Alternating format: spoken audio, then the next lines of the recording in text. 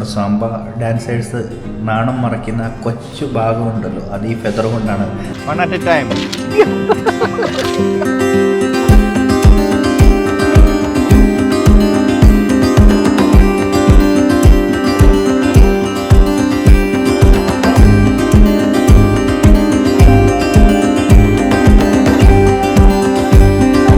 അപ്പം രാവിലെ പിള്ളേർ പണി തുടങ്ങി.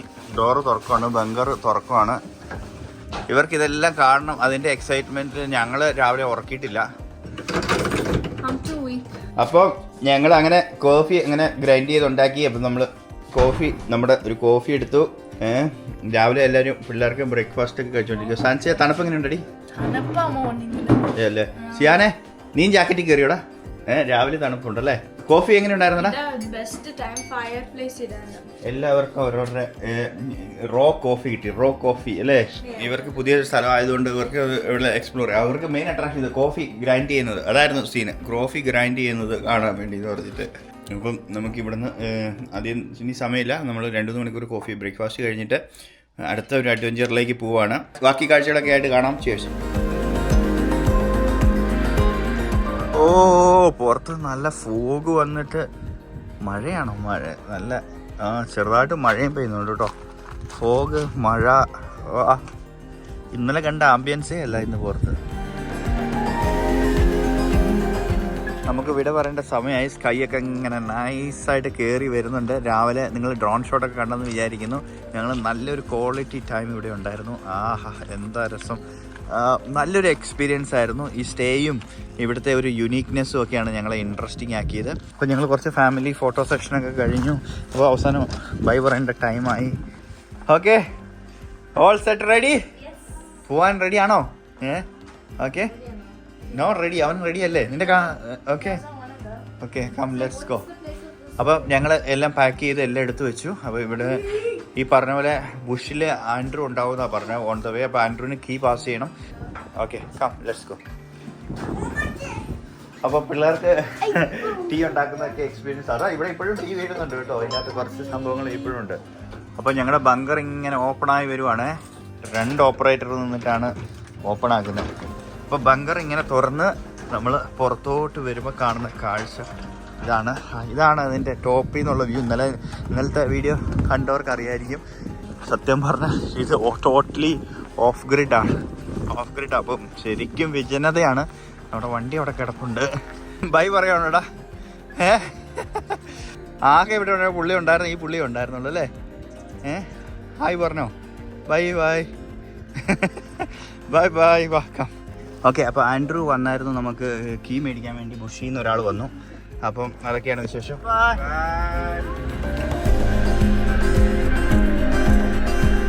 അങ്ങനെ വീണ്ടും ടോപ്പ് ഓഫ് ദ ഹില്ല് കേട്ടോ. മുമ്പോട്ട് കാണിച്ച ഇതുണ്ടോ, ഞങ്ങൾ നിന്നത് ആ മൗണ്ടൻ്റെ അങ്ങേ സൈഡിലേക്കായിരുന്നു.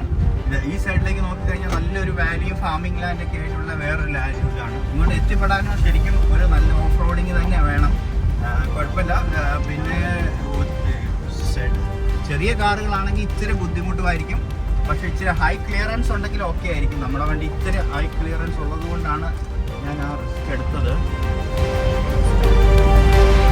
ശരിക്കും പറഞ്ഞാലുണ്ടല്ലോ, ഞാൻ ആഫ്രിക്കയിൽ ഡ്രൈവ് ചെയ്യുമ്പോൾ നമുക്ക് ഒരു പ്രശ്നമുള്ളത് എന്താണെന്ന് വെച്ചാൽ, നമ്മൾ ഈ ബുഷ് ലാൻഡിൽ ഡ്രൈവ് ചെയ്യുമ്പോൾ നമുക്ക് ഒത്തിരി ഒരു ബുദ്ധിമുട്ടുണ്ടാക്കുന്ന ഒരു സംഭവം എന്ന് വെച്ചാൽ, നമുക്ക് ഒരു ലാൻഡ് മാർക്കുകളില്ലേ, ബുഷുകളെല്ലാം ഒരുപോലെയല്ല. ഇപ്പം നാട്ടിലാണെങ്കിൽ നമ്മൾ ഡ്രൈവ് ചെയ്യുമ്പോൾ അവിടെ ഒന്നെങ്കിൽ ഒരു വലിയ മരം ഉണ്ടാവും. ആ മരം മതി നമുക്ക്, ആ മരത്തെ നമുക്ക് റെക്കഗ്നൈസ് ചെയ്യാൻ പറ്റും. അവിടെ ഒരു കാഞ്ഞിരമുണ്ട്, അല്ലെങ്കിൽ അവിടെ ഒരു വലിയ തേക്ക് നിൽപ്പുണ്ട്, അല്ലെങ്കിൽ ഒരു പുളിമരം ഉണ്ടെന്ന് പറയാൻ പറ്റും. പക്ഷേ ഇവിടെ ബുഷ് ലാൻഡിൽ അങ്ങനെ പറയാൻ പറ്റില്ല. അപ്പോൾ ഈ ബുഷിൽ അകപ്പെട്ട് പോയി കഴിഞ്ഞാൽ, എസ്പെഷ്യലി ഞങ്ങൾ ബോട്സ്വാനയിലൊക്കെ ഞങ്ങൾ ബുഷിൽ അകപ്പെട്ട് പോയി സ്ട്രഗിൾ ചെയ്ത അവസ്ഥയുണ്ട്. അത് ഈ ബുഷ് ലാൻഡിൽ കൂടെയുള്ള ഡ്രൈവിൻ്റെ ഒരു റിസ്ക് ആണ്. പക്ഷേ അതൊക്കെ തന്നെയല്ല അതിൻ്റെ ഒരു അഡ്വഞ്ചറും. അപ്പോൾ ഇനിയുള്ള ഞങ്ങളുടെ ഇന്നത്തെ എപ്പിസോഡിൻ്റെ കാര്യങ്ങൾ ഞാൻ പറയുന്നതിന് മുമ്പ്, ഇന്നത്തെ പ്ലാനുകൾ എന്താണെന്ന് പറയുന്നതിന് മുമ്പ് നമുക്ക് അങ്ങോട്ട് പോവാം. അവിടെ ചെന്നിട്ട് ബാക്കി കാര്യങ്ങൾ.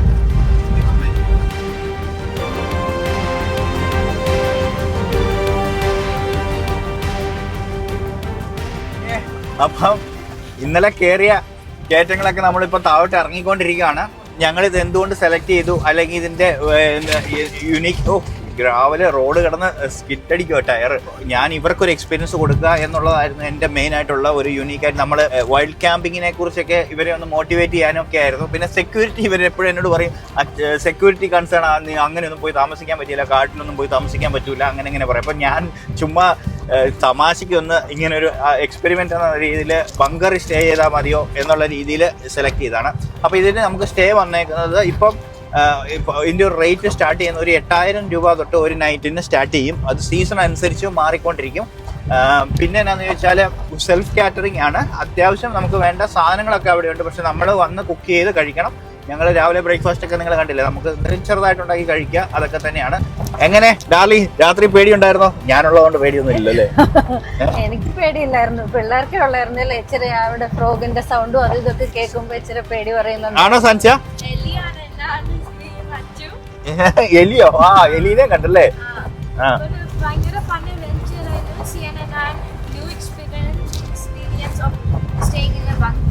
ബങ്കർ ഒക്കെ കുറച്ച് ദിവസം കൂടെ നിക്കണമായിരുന്നു, അതുകൊണ്ടാണ് സാഡ് അല്ലേ സിയാനെ പോവാൻ അവിടുന്ന് വരുന്നത്. ഇപ്പൊ ആപ്പിയല്ലെന്ന് തോന്നുന്നില്ല. ഇനി കുറച്ചുകൂടെ പറയുമ്പോ നമ്മൾ വേറെ കാര്യം ശ്രദ്ധിക്കണം. നമ്മൾ ഇവിടെ ഒത്തിരി വഴികളുണ്ട്. ഇത് ബുഷ്ലാൻഡ് ആണ്.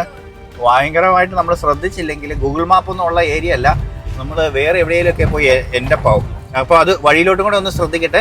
ഇപ്പം രാവിലെ ഞങ്ങൾ വരുമ്പോൾ ഒരു ക്ലൗഡി ആയിട്ടുള്ള വെതറും ഒരു റെയിൻ സെൻസ് ചെയ്യുന്നുണ്ട്, ചെറുതായിട്ട് മഴ തൂളുന്നുണ്ട്. എന്നാണെങ്കിലും അടുത്ത അഡ്വഞ്ചറിലേക്ക് നമുക്ക് പോവാം. അതിൻ്റെ ഡീറ്റെയിൽസ് ഞാൻ ഇപ്പം തന്നെ അവിടെ എത്തുമ്പോഴേക്കും പറയാം. ഇനി അധികം ദൂരം ഇല്ലാതെ ഇവിടുന്ന് തന്നെ അടുത്തൊരു സ്ഥലത്തേക്ക് ഞങ്ങൾ പോയി അവിടുത്തെ വിശേഷങ്ങളൊക്കെ ആയിട്ട് കാണാം. അങ്ങനെ മൂടിക്കിട്ടിയ കാലാവസ്ഥയൊക്കെ ആയിട്ട് വണ്ടി മുന്നോട്ട്. മഴ പെയ്തു കേട്ടോ, മഴ പെയ്ത് ഫാം ലാൻഡുകളൊക്കെയാണ് ഉള്ളത്. അതൊക്കെ കടന്ന് ഞങ്ങൾ ഒച്ചുറൻ ടൗണിലോട്ട് എത്തുവാണ്. ഇതാണ് ഈ ഒച്ചുറൻ ടൗണിന് ഒരു പ്രത്യേകതയുണ്ട്. വേൾഡ് ഓസ്ട്രിച്ച് ക്യാപിറ്റൽ എന്നാണ് പറയുന്നത്. ലോകത്തിലെ ഏറ്റവും കൂടിയ ഓസ്ട്രിച്ചുകൾ ഉള്ള സ്ഥലം, ലോകത്തിലെ ഏറ്റവും കൂടുതൽ നമ്പർ ഓഫ് ഓസ്ട്രിച്ച് ഉള്ള സ്ഥലമാണ് ഇത്. അതുകൊണ്ട് തന്നെ ostrich capital of the world. അങ്ങനെ ആകുമ്പോൾ ഇവിടെ ഞങ്ങൾ സ്വാഭാവികമായിട്ടും വരുമ്പം ഇവിടുത്തെ ഒരു ഓസ്ട്രിച്ച് ഫാം സന്ദർശിക്കാമെന്ന് തീരുമാനിച്ചു. അങ്ങനെ ആ ഫാമിൻ്റെ എൻട്രൻസിലോട്ട് ഞങ്ങൾ ഇങ്ങനെ കയറി ചെന്നുകൊണ്ടിരിക്കുകയാണ്. അവിടെ എത്തി അവിടുത്തെ ഒരു ഫാം സഫാരി എടുക്കാനുള്ള ഒരുക്കത്തിലാണ്. അപ്പം എന്തൊക്കെയാണ് ഓസ്ട്രിച്ചിനെ കുറിച്ച് നമുക്ക് അറിയാൻ പറ്റുന്നതെന്ന് നോക്കാം. അങ്ങനെ ഞങ്ങൾ ഫാമിൽ കയറി. ഒരു ട്രാക്ടർ സഫാരിയാണ്. സിയാൻ ശരിക്കും പറഞ്ഞാൽ അവൻ വണ്ടിയിൽ നിന്ന് ഉറങ്ങിപ്പോയായിരുന്നു. ഞങ്ങൾ അവിടെ എത്തിയപ്പോൾ ഇച്ചിരി ലേറ്റ് ആയതുകൊണ്ട് തന്നെ സ്വാഭാവികമായിട്ടും ആ ഉറക്കച്ചവയോടുകൂടിയാണ് ട്രാക്ടറെ കയറി സഫാരി തുടങ്ങിയത്. അപ്പോൾ ഞങ്ങൾക്കൊരു ഗൈഡുണ്ട്, പുള്ളി ഇങ്ങനെ കാര്യങ്ങളൊക്കെ എക്സ്പ്ലെയിൻ ചെയ്ത് തരുന്നുണ്ട്. അതിനിടയ്ക്ക് അവന് അങ്ങനെ ഉറങ്ങാൻ മടിച്ച് നിൽക്കുമ്പോഴേക്കും ഓസ്ട്രിച്ച് ഫീഡിങ്ങിൻ്റെ ടൈമായി. അപ്പോൾ നമുക്ക് ഫീഡിങ്ങിന് വേണ്ടി അവർ ഫുഡ് തന്നിട്ടുണ്ട്. ഫീഡ് ചെയ്യേണ്ട താമസം അതിങ്ങനെ നമ്മുടെ ചുറ്റും വന്ന് വണ്ടിയിലോട്ട് അടുത്ത് വന്ന് ഇവൻ ഫീഡ് ചെയ്യാൻ തുടങ്ങിയത് ോടുകൂടി സിയാൻ ചാടി എണീറ്റ് അവന്റെ എല്ലാ ഉറക്കവും പോയി. The male is black. That can only be seen after 14 months. The female is grey. They are polygamous. They are vegetarian. അപ്പോൾ ഞങ്ങൾ ഫാം ടൂറുമായിട്ട് മുന്നോട്ട് പോയേക്കാണ്. ഓസ്ട്രിച്ചുമായിട്ട് വളരെ ക്ലോസ് എൻക്ലോസറാണ്. അപ്പം അവർ ഫീഡ് ചെയ്യുകയാണ്. ഫീഡ് ചെയ്യുമ്പോൾ അവർ നമ്മളെ മെസ്സാക്കുന്നുണ്ട് ചെറുതായിട്ട്. അവർ വളരെ സ്ട്രോങ് ആണ്.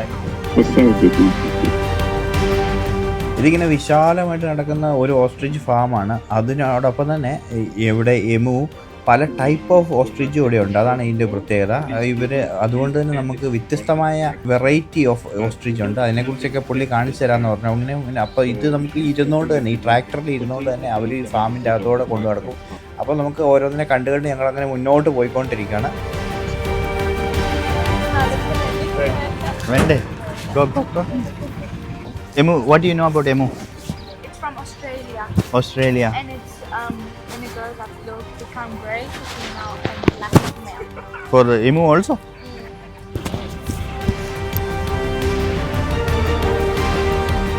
ഓസ്ട്രിച്ചിനെ കാണുന്ന എക്സൈറ്റ്മെൻറ്റിൽ ഉറങ്ങിയിരുന്നവനൊക്കെ ചാടി എണീറ്റു.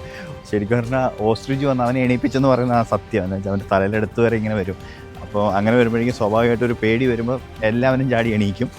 പല ഡിഫറെൻറ്റ് ടൈപ്പ് ആട്ടോ. ഇവിടെ തന്നെ നമ്മൾ നിൽക്കുന്ന കാണുമ്പോൾ നോക്കിയോ, ഇവൻ്റെ കഴുത്ത് പിങ്ക് ആണ്, കാല് പിങ്ക്.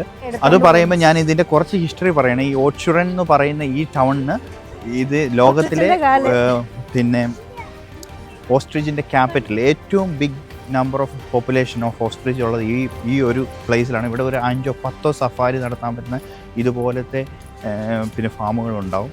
ഒക്കെ എല്ലാം ഡിഫറെൻറ്റ് എക്സ്പീരിയൻസ് ആണ്. നമുക്ക് എൻ്റെ ഗൈഡ് പറയുന്നതെന്ന് കേൾക്കാം. അങ്ങനെ ഗൈഡ് ഞങ്ങൾക്ക് എല്ലാ കാര്യങ്ങളും പറഞ്ഞു തരുവാണ്. ഇത് ശരിക്കും പറഞ്ഞാൽ ഇത് സെൻട്രൽ ഏഷ്യയിൽ നിന്ന് തുടങ്ങി സിറിയ ആ ഭാഗത്ത് നിന്ന്, അല്ലെങ്കിൽ ഇസ്രായേൽ, ഈജിപ്ത് അങ്ങനെ തുടങ്ങി സൗത്തിലേക്ക് ട്രാവൽ ചെയ്ത് വന്ന ഒരു പക്ഷിയാണ്. ആഫ്രിക്കയിലല്ല, ഇത് ശരിക്കും പറഞ്ഞാൽ ഏഷ്യൻ ഒറിജിൻ ആയിട്ടുള്ളൊരു ബേർഡാണെന്നാണ് പുള്ളി പറയുന്നത്. അപ്പോൾ അതുകൊണ്ട് തന്നെ ഓരോ വെറൈറ്റിക്കും അതിൻ്റെതായ പ്രത്യേകതകളുണ്ട്. അപ്പം ഈ പറഞ്ഞ അപ്പോൾ അവിടെ ഈ ഫാമിൽ തന്നെ എല്ലാം ഉണ്ട്. അപ്പോൾ അതിനെ വെച്ച് പുള്ളി ഓരോന്നും ഞങ്ങൾക്ക് കാണിച്ച് തന്നെ എക്സ്പ്ലെയിൻ ചെയ്യുവാണ്. ശ്രദ്ധിച്ച കാര്യങ്ങൾ എന്താണെന്ന് വെച്ചാൽ കെനിയ എന്നുള്ളതാണ് ഏറ്റവും ഹൈറ്റ് ഉള്ളത്. പക്ഷെ അതിന് മെലിഞ്ഞ പ്രകൃതവും നല്ല കറുത്ത കളറും ഉണ്ട്. അതോടൊപ്പം തന്നെ അതിൻ്റെ കഴുത്തിന് നല്ല പിങ്ക് കളറും കാലിന് നല്ല പിങ്ക് കളറാണ് കാണാൻ പറ്റുന്നത്. അതോടൊപ്പം തന്നെ ഇസ്രായേൽ അല്ലെങ്കിൽ സിറിയ, ആ സൊമാലിയ ആ പ്രദേശത്തു നിന്നുള്ളതും അതിന് വേറൊരു വ്യത്യാസമാണ്. ഇത്രയും സൈസ് ഇല്ല. പിന്നെ അതിനുശേഷം വരുമ്പോഴേക്കും സെൻട്രൽ ആഫ്രിക്കയും വെറൈറ്റി ഉണ്ട്, കെനിയ പറഞ്ഞു. അതോടൊപ്പം തന്നെ താഴോട്ട് വരുമ്പോൾ അതിൻ്റെ പ്രത്യേകതകൾ, അതിൻ്റെ ജെനസ്, അതിൻ്റെ ക്വാളിറ്റിയെക്കുറിച്ചാണ് പുള്ളി സംസാരിക്കുന്നത്. അപ്പോൾ എന്തുകൊണ്ടാണ് ഓസ്ട്രിച്ചിൻ്റെ വേൾഡ് ക്യാപിറ്റലായി എന്ന് ചോദിച്ചാൽ ഇവിടുത്തെ ബ്രീഡിൻ്റെ പ്രത്യേകതയാണ്. അപ്പോൾ പുള്ളി പറഞ്ഞതനുസരിച്ച് ഇവിടുത്തെ ബ്രീഡ്, അതായത് ഇതിനൊരു ഫാം പ്രൊഡക്റ്റാക്കി മാറ്റുന്ന കാര്യത്തിൽ ഇവിടുത്തെ ബ്രീഡ് ഏറ്റവും ബെസ്റ്റ് ആവുന്നത്. അതിന് നല്ല ക്വാണ്ടിറ്റി ഓഫ് മീറ്റ് ഉണ്ട്, നല്ല ഫെദറുണ്ട്. പിന്നെ അതുപോലെ അതിൻ്റെ ലെതർ, അതിൻ്റെ സ്കിന്നിൽ നിന്നുണ്ടാക്കുന്ന ലെതർ പ്രൊഡക്റ്റ് ലോകത്തിലെ ഏറ്റവും ഡിമാൻഡുള്ള പ്രൊഡക്റ്റാണ്. ഓസ്ട്രിച്ച് ഫാമിങ്ങിൻ്റെ ക്യാപിറ്റലാക്കുന്നത് എന്നുള്ള കാര്യങ്ങളൊക്കെ പുള്ളി പറഞ്ഞു തന്നു. അതോടൊപ്പം തന്നെ ഇതിൻ്റെ പ്രൊഡക്ഷൻ, ലെതറുമായിട്ടുള്ള പ്രൊഡക്ഷൻ, അങ്ങനെയുള്ള കാര്യങ്ങൾ, പിന്നെ ഇതിൻ്റെ സവിശേഷതകൾ, പിന്നെ ഇവിടുത്തെ എന്നോട്ടാണ് ഈ ഫാമിങ് ഇവിടെ തുടങ്ങിയത്, അങ്ങനെയുള്ള പല പല കാര്യങ്ങളും പുള്ളി പറഞ്ഞു തന്നു. ഓസ്ട്രിച്ച് ക്യാപിറ്റൽ എന്ന് പറഞ്ഞ് നമ്മൾ ഇത് സെലക്ട് ചെയ്തപ്പോൾ ഞാൻ വേറൊരു കാര്യം കൂടെ ഈ ഫാം സെലക്ട് ചെയ്യാൻ കാരണം എന്ന് വെച്ചാൽ ഇവിടെ 3-4 വെറൈറ്റി ഓഫ് ഓസ്ട്രിച്ച് ഉണ്ട്. ഓസ്ട്രിച്ച് തന്നെ ഓരോ കോണ്ടിനെൻ്റ് അല്ലെങ്കിൽ ഓരോ പ്രൊവിൻസ് വരുമ്പോഴേക്കും ഡിഫറൻസ് വരുന്നുണ്ട്. അപ്പോൾ എന്തുകൊണ്ടാണ് ഇത് ഓസ്ട്രിച്ച് ക്യാപിറ്റൽ, വേൾഡ് ക്യാപിറ്റലായി എന്നുള്ള കാരണം സൗത്ത് ആഫ്രിക്കയിൽ ഇവിടെ ഉണ്ടാകുന്ന ഈ വംശം, അതായത് ഒരു ക്രോസ് ബ്രീഡാണ്. ഏഷ്യയുടെയും ആഫ്രിക്കയുടെയും ഒരു ക്രോസ് ബ്രീഡാണ് സൗത്ത് ആഫ്രിക്കൻ ബ്രീഡ് വരുന്നത്.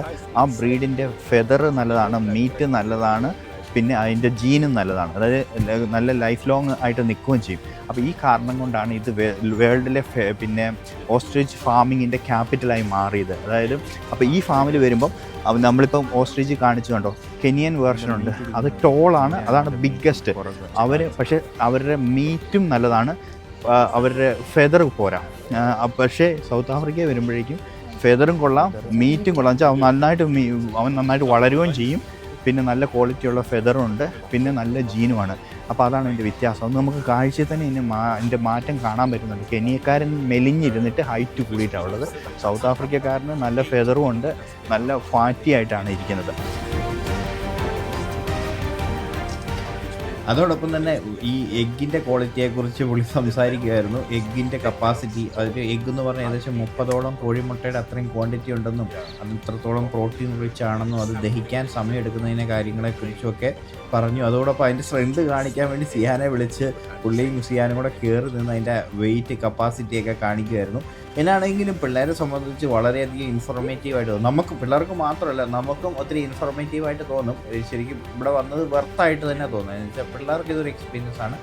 അതുപോലെ തന്നെ നമുക്കും ഇതിനെ അറിയാത്ത പല കാര്യങ്ങളും നമ്മൾ അറിയുന്നുണ്ട്. അതുപോലെ തന്നെ ഇതിൻ്റെ മെഡിക്കേഷൻ വാല്യൂവിനെ കുറിച്ച് ഒത്തിരി സംസാരിച്ചു.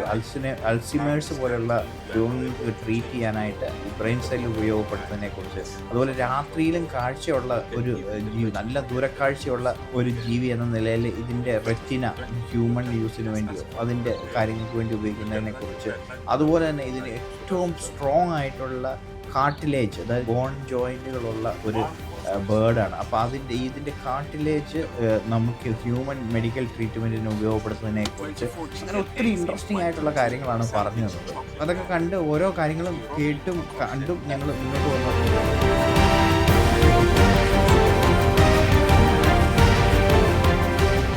ഈ ടൗൺ ഇതിൻ്റെതായിട്ട് ബന്ധപ്പെട്ട് നിൽക്കുന്ന ഇൻഡസ്ട്രിയെക്കുറിച്ചും പറയുമായിരുന്നു. എത്ര $1 ബില്യൺ ബിസിനസ്സാണ് ഈ ടൗണിൽ നടക്കുന്നത്.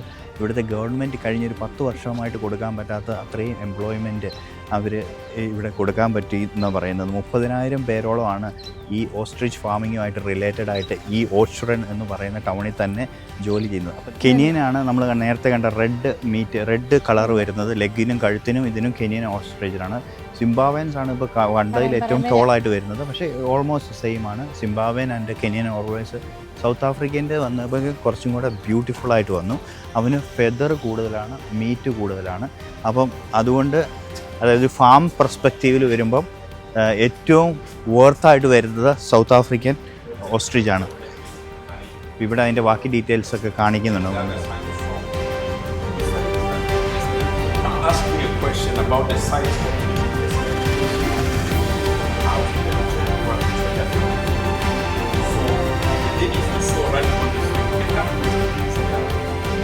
അപ്പം ടൂറ് കഴിഞ്ഞു. ഇനി അടുത്തതായിട്ട് വേണ്ടത് ഇതിൻ്റെ ഈ ഓസ്ട്രിച്ചിൻ്റെ ഒരു 2 course മീലും ഉണ്ട്.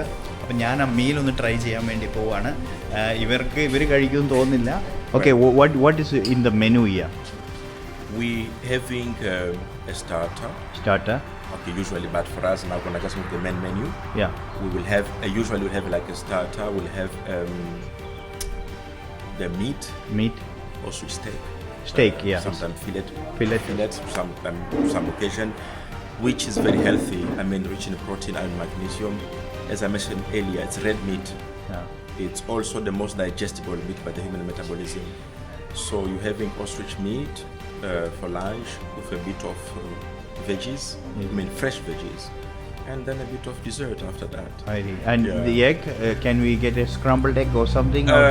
It's not really, I mean, it used to, but of late with all the biosecurity protocol and what we had like bird flu, we scaled down on such. Okay. It's a bit, but you can definitely can get the egg at the shop. We're selling them in town. Okay. Checkered shop right around town. You can get the egg and prepare it at home rather that way because it's safer that way. Okay. But yes, the eggs are very rich in protein, I mean, and cholesterol. One ostrich egg is equivalent to 24 chicken eggs in quantity, but 36 in protein and cholesterol. So they are heavy for the human consumption.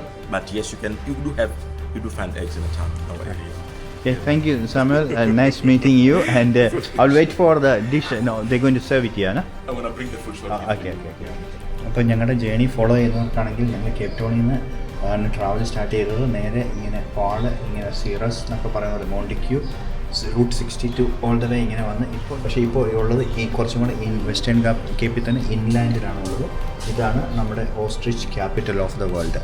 അപ്പം ഇവിടെ നിന്നാണ് ഞാനിപ്പോൾ സംസാരിക്കുന്നത്. ഇവിടുത്തെ സ്പെഷ്യാലിറ്റിയാണ് ലോകത്തിലെ തന്നെ ഏറ്റവും good quality of ostrich ഉണ്ടാക്കുന്ന സ്ഥലമാണ്. അപ്പോൾ ഇതാണ് അവരുടെ റെസ്റ്റോറൻറ്റ്. അപ്പോൾ ഞാനിവിടുത്തെ ഫുഡ് ഓർഡർ ചെയ്ത് അതിനുവേണ്ടി വെയിറ്റ് ചെയ്യുകയാണ്. ഓക്കെ, അപ്പം നമ്മൾ ഫുഡിന് വേണ്ടി വെയിറ്റ് ചെയ്യുന്ന സമയത്ത് നിങ്ങൾക്ക് കിട്ടിയ ഇൻഫർമേഷനൊക്കെ പറയാം. ഏറ്റവും എനിക്ക് ഇൻട്രസ്റ്റിംഗ് ആയിട്ടുള്ള കുറച്ച് ഇൻഫർമേഷൻ ഞാൻ പറയാം. പിന്നെ ഇതിൻ്റെ ബ്രെയിൻ സൈസ് വളരെ ചെറുതാണ്. ഒരു ഗോൾഫ് ബോളിൻ്റെ അത്രയേ ഉള്ളൂ. വളരെ 40 ഗ്രാംസേ ഉള്ളൂ. പക്ഷേ അതുകൊണ്ട് തന്നെ ഇവന് ബുദ്ധിയില്ല എന്ന് നമുക്ക് കരുതാൻ പറ്റില്ല. ആക്റ്റീവ് ബ്രെയിൻ കപ്പാസിറ്റി ഉണ്ട്. അതായത് ഓരോ സിറ്റുവേഷൻ അനുസരിച്ച് ബ്രെയിൻ ഇമ്പ്രൂവ് ചെയ്യാനുള്ള കഴിവുണ്ട്. പക്ഷേ ഓർമ്മശക്തിയില്ല. ഒത്തിരി പഴയ യൂറോപ്യൻ സ്റ്റൈൽ അല്ലെങ്കിൽ UK വെല്ലുന്ന പാലസ് ടൈപ്പ് വലിയ ബിൽഡിങ്ങുകൾ കാണാൻ പറ്റും. അതിനുള്ള കാരണം എന്താണെന്ന് ചോദിച്ചാൽ ദയവായി അത് നമ്മൾ പറഞ്ഞുകൊണ്ടിരിക്കുമ്പോഴേക്കും നമ്മുടെ ഫുഡ് വന്നിട്ടുണ്ട്.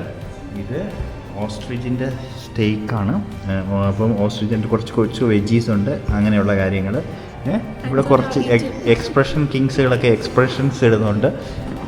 എന്താ ഇവരെയും കൊണ്ട് ഞാൻ എങ്ങനെ ആഫ്രിക്കയിൽ കൂടെ ട്രാവൽ ചെയ്യുമെന്ന് എനിക്ക് അറിയത്തില്ല. അത് സൻസ്യ, നമ്മൾ ആഫ്രിക്കയിൽ ചെന്ന് കഴിഞ്ഞാൽ നമ്മൾ ക്രോക്കഡൈലിൻ്റെ മീറ്റ് കഴിക്കേണ്ടതായിട്ട് വരും. അങ്ങനെ പല പല കാര്യങ്ങളുണ്ട്. ഇപ്പോൾ ഫുഡ് കഴിക്കുന്ന ഇടയിൽ ഞാൻ ബാക്കി ഇൻഫർമേഷനും കൂടെ നിങ്ങളോട് ഷെയർ ചെയ്യാം. അവർ പുറത്ത് പോയിട്ട് ഇവിടുത്തെ റെസ്റ്റോറൻറ്റിൽ തന്നെ വേണ്ട കാര്യങ്ങളൊക്കെ ഓർഡർ ചെയ്തിട്ടുണ്ട്. നൈസായിട്ട് വന്നിട്ടുണ്ട്. ഇച്ചിരി വെജിറ്റബിളൊക്കെ കൂട്ടി ഞാനിന്ന് പിടിച്ചിട്ട് ഞാൻ പറയാം കേട്ടോ.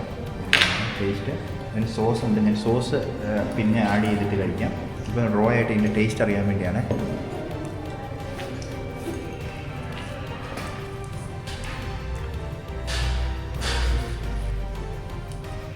ഞാൻ ഇതിനു മുമ്പും കഴിച്ചിട്ടുണ്ട്. മുട്ടയാണ് അന്ന് കഴിച്ചത്. സ്റ്റേക്കാണ്. നമ്മുടെ ഇവിടെ ഷോപ്പുകളിലും കിട്ടും കേട്ടോ. നമുക്ക് ഓസ്ട്രിച്ച് മേടിക്കാൻ കിട്ടും. സാധാരണ മീറ്റ് പോലെ തന്നെയേ തോന്നുള്ളൂ, വേറെ ഒന്നും തോന്നുന്നില്ല. അപ്പോൾ ഞാൻ നേരത്തെ പറഞ്ഞ ആ ടോപ്പിക്ക് ടോപ്പിക്ക് കംപ്ലീറ്റ് ചെയ്യുകയാണ്. അപ്പം ഇവിടെ വലിയ പാലസുകൾക്ക് ബിൽഡിംഗ് ഉണ്ടായിരുന്നു. എന്ന് വെച്ചാൽ 1 കിലോ ഫെദറിന് 1 കിലോ ഗോൾഡിന് വിലയുള്ള ഒരു കാലഘട്ടം ഉണ്ടായിരുന്നു. ഞാൻ പറയുന്നത് 1460s ആ സമയം തൊട്ടുള്ള കാര്യങ്ങളാണ് ഞാൻ സംസാരിക്കുന്നത്. അതിനുള്ള കാരണം എന്താണെന്ന് ചോദിച്ചാൽ, യൂറോപ്പിലെ ഒരു ഏറ്റവും ഇൻട്രസ്റ്റിംഗ് ആയിട്ടൊരു കഥ ഞാൻ കേട്ടതെന്ന് വെച്ചാൽ, യൂറോപ്പിൽ അന്നത്തെ കാലത്ത് ഈ ഓപ്പൺ കാറുകളായിരുന്നല്ലോ ട്രെൻഡ്. അന്നത്തെ അവിടുത്തെ റോയൽ ഫാമിലികൾ അല്ലെങ്കിൽ അവിടുത്തെ ഏറ്റവും ഗമ കാണിക്കാനായിട്ട് ഇങ്ങനത്തെ ഓപ്പൺ കാറുകളിൽ നല്ല ഇങ്ങനത്തെ ക്യാപ്പിൻ്റെ ഈ ഫെദർ വെച്ചുള്ള ക്യാപ്പുകളാണ് ഉണ്ടാക്കിയിരുന്നത്. അപ്പോൾ ഇത് ലാസ്റ്റ് ചെയ്യും. അതുപോലെ നല്ല വെള്ള കളറിലുള്ള നമ്മൾ കണ്ടിട്ടില്ലേ പഴയ രാജ്ഞിമാരുടെയൊക്കെ ക്യാപ്പിൻ്റെ മുകളിലൊരു ഫെദർ ഒക്കെ ആഡ് ചെയ്തേക്കുന്നത്. അതിനു വേണ്ടിയാണ് മെയിനായിട്ടും ഈ അന്ന് ഉപയോഗപ്പെടുത്തിയിരുന്നത്. പക്ഷേ അതിന് ഇവർ അന്ന് അവിടെ 1 കിലോ സ്വർണത്തിൻ്റെ വില കൊടുത്തു ഇത് മേടിച്ച് എക്സ്പോർട്ട് ചെയ്ത് ഇവിടെ കുറേ പാലസുകളും കൊട്ടാരങ്ങളും വന്നു. പക്ഷേ ഈ ഫാമിങ്ങിന് കുറേ അപ്പ് ആൻഡ് ഡൗൺസ് ഉണ്ടായി. പിന്നെ ചിലപ്പോൾ ബേർഡ് ഫ്ലൂ പോലെയുള്ള കാര്യങ്ങളൊക്കെ വരുമ്പം ഇതിൻ്റെ ബിസിനസ് നിന്ന് പോകുന്ന അവസ്ഥയുണ്ടായിരുന്നു. പക്ഷേ ഇപ്പം അവരുടെ കഴിഞ്ഞ വർഷത്തെ ഏറ്റവും 30 ടൺ ഫെദറാണ് എങ്ങോട്ടാണ് കയറ്റി അയച്ചത്? ബ്രസീലിലേക്ക്. എന്തിനാണെന്നറിയാമല്ലോ, നമ്മുടെ സാമ്പ ഡാൻസേഴ്സ് നാണം മറയ്ക്കുന്ന കൊച്ചു ഭാഗമുണ്ടല്ലോ, അത് ഈ ഫെദർ കൊണ്ടാണ് നാണം മറയ്ക്കുന്നത്. അതിനുവേണ്ടി അവരുടെ കാർണിവലിന് വേണ്ടി കയറ്റി അയക്കുന്ന 30 ടണ്ണോളം കയറ്റി അയച്ചു. അതിൻ്റെ അതാണ് ഇപ്പോഴത്തെ അവരുടെ മെയിനായ സോഴ്സ് ഓഫ് വരുമാനമായിട്ട് വരുന്നത്. അപ്പോൾ ഈ ഇൻഡസ്ട്രി പല രീതിയിൽ ഇവിടെ ബൂമാവുകയും പിന്നീട് തളർന്നു പോവുകയും, പക്ഷേ പിന്നീട് ഇപ്പോൾ ഇവിടെ ഇവിടുത്തെ ഒരു ടൂറിസം ആണ് ഇവിടുത്തെ മെയിൻ സോഴ്സ് ഓഫ് ഇൻകമായിട്ട് വരുന്നത്. അതുകൂടാതെ ഇതിൻ്റെ ഷെല്ല്, ഇതിൻ്റെ മീറ്റ്, എല്ലാ രീതിയിലും പല രീതിയിൽ നമ്മൾ പറയല്ലേ തെങ്ങ് ഒരു കൽപ്പവൃക്ഷമാണെന്ന് പറഞ്ഞാൽ, ഇവരെ സംബന്ധിച്ച് ഓസ്ട്രിച്ച് ഒരു കൽപ്പ പക്ഷിയാണ്. അങ്ങനെ പറയാം അല്ലേ, കൽപ്പ പക്ഷിയാണ്. തോലിന് ഡിമാൻഡുണ്ട്, തോല് വലിയ ഇൻഡസ്ട്രിയാണ്. തോലിന് ഡിമാൻഡുണ്ട്, ഫെദറിന് ഡിമാൻഡുണ്ട്, മീറ്റിന് ഡിമാൻഡുണ്ട്, എഗ്ഗിന് ഡിമാൻഡുണ്ട്. എന്ത് വേണം? അപ്പം ഇതൊക്കെ തന്നെയാണ് സഞ്ജ പറയാണ്. സഞ്ജ ഇതിനേക്കാളും സ്കൂളിൽ പോകുന്നതായിരുന്നു, അവിടെ ഇതുപോലെ തന്നെ കാര്യങ്ങൾ പഠിപ്പിക്കുന്നത്. അപ്പം ഓഡിയൻസിന് ഇഷ്ടപ്പെടുമെന്ന് എനിക്കറിയത്തില്ല. ഓസ്ട്രിച്ച് ക്യാപിറ്റലിൽ വന്നപ്പം ഇത് നിങ്ങളോട് ഷെയർ ചെയ്യാതെ പോകുന്നത് ശരിയല്ലെന്ന് തോന്നി. അവിടെ അതുകൂടാതെ ഇവിടുത്തെ ഈ ഫുഡും ടേസ്റ്റ് ചെയ്യാതെ പോകാൻ പറ്റില്ലെന്ന് തോന്നി. അതുകൊണ്ടാണ് ഞാനിത് ഷെയർ ചെയ്തത്. അപ്പോൾ നിങ്ങളുടെ എക്സ്പീരിയൻസ് പറഞ്ഞു. നിങ്ങൾ കേട്ട കാര്യങ്ങൾ ഇൻട്രസ്റ്റിംഗ് ആയിട്ട് എന്തെങ്കിലും ഉണ്ടെങ്കിൽ ഒന്ന് ഷെയർ ചെയ്ത്. ഞാനെല്ലാം പറഞ്ഞു. എനിത്തിങ് ഷൈനി ആയിട്ടുള്ള സാധനങ്ങൾ കണ്ടു കഴിഞ്ഞാൽ ഇവന്മാർ കഴിക്കും. അപ്പം ഈ ഫോട്ടോ കണ്ട് നോക്കി, ഇവരുടെ ഓസ്ട്രിച്ചിൻ്റെ വയറ്റിൽ നിന്ന് കിട്ടുന്ന സാധനങ്ങൾ ഞാൻ നോക്കുമ്പോൾ നമ്മുടെ നെറ്റ് ബോൾട്ട്, സ്പാനർ, എല്ലാ സംഭവങ്ങളും. അതായത് ഇപ്പം നമ്മൾ കലഹാരി ഡെസേർട്ടിൽ പോയി കഴിഞ്ഞിട്ട് നമ്മുടെ വണ്ടി ഒന്ന് ബ്രേക്ക് ഡൗൺ ആയി, നമ്മൾ ടയർ മാറ്റാൻ അവിടെ നിന്നു, അല്ലെ മെക്കാനിക്കിന് വേണ്ടി വെയിറ്റ് ചെയ്യുമ്പോൾ നമ്മുടെ സ്പാനർ അവിടെ ഇട്ടേച്ച് പോയിട്ട് അതിന് തിളക്കമുണ്ട്. ഓസ്ട്രിച്ച് അതിലേ പോയിട്ടുണ്ട്, അവൻ അത് എടുത്ത് അടിക്കും. അങ്ങനെ എന്ത് തിളക്കം ഉണ്ടല്ലോ. അതുകൊണ്ട് അവർ ഫീഡ് ചെയ്യുന്ന സമയത്ത് നമ്മുടെ സ്വർണ്ണ മോതിരം ഒന്നും ഇട്ടിട്ട് ഫീഡ് ചെയ്തെന്ന് പറയും, നമ്മുടെ കൈയടക്കം പിടിക്കും. അതാണ് അവൻ്റെ ബുദ്ധി. പക്ഷേ അത് വേറെ കാര്യത്തിലാണെന്ന് പറയുന്നത്. കൂടാതെ ഇവർ നാച്ചുറൽ സ്റ്റോൺസ്, തിളങ്ങുന്ന സ്റ്റോൺസുകൾ ഇവരുടെ വയറ്റിൽ നിന്ന് ഇഷ്ടം പിടി കിട്ടും. എന്തിനാണെന്ന് വെച്ചാൽ ആ സ്റ്റോൺസിന് അട്രാക്റ്റ് ആയിട്ട് ഇവർ ഇത് കഴിക്കും. അത് കഴിക്കുന്ന 2 പർപ്പസിന് വേണ്ടിയാണ്.